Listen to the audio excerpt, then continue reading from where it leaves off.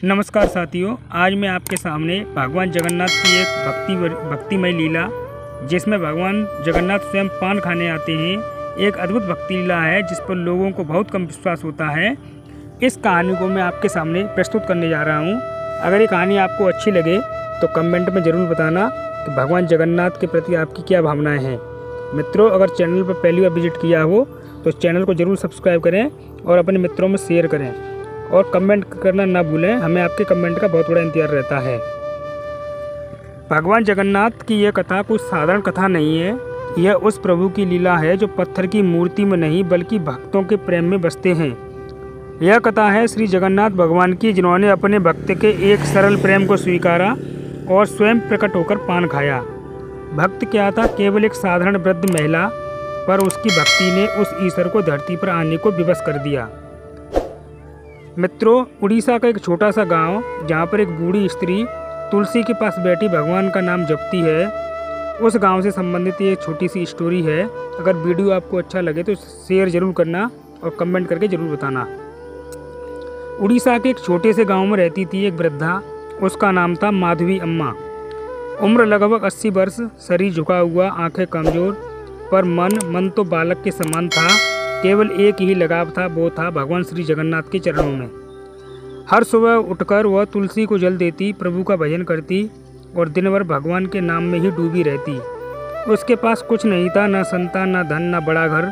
केवल एक चबूतरे पर बैठकर भगवान का स्मरण करती रहती। परंतु एक आदत ऐसी थी जो सबको चकित करती थी।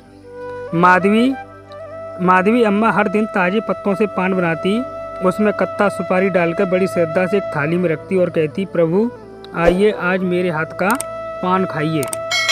गांव वालों को ये सब हरकतें देखकर बहुत हंसी आती थी। गांव के लोग उसे पागल समझते।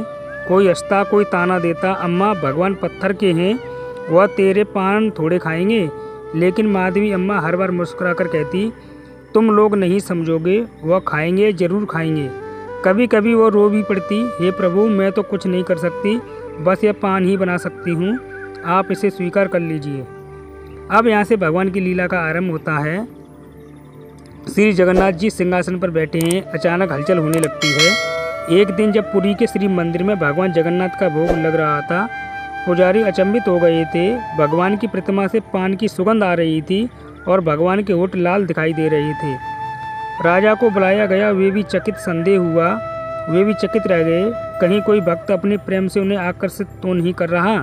पुजारी बोले, प्रभु कहीं गए थे और किसी का पान खाकर लौटे हैं। पुजारी ने कहा कि भगवान कहीं गए थे और किसी का पान खाकर के लौटे हैं।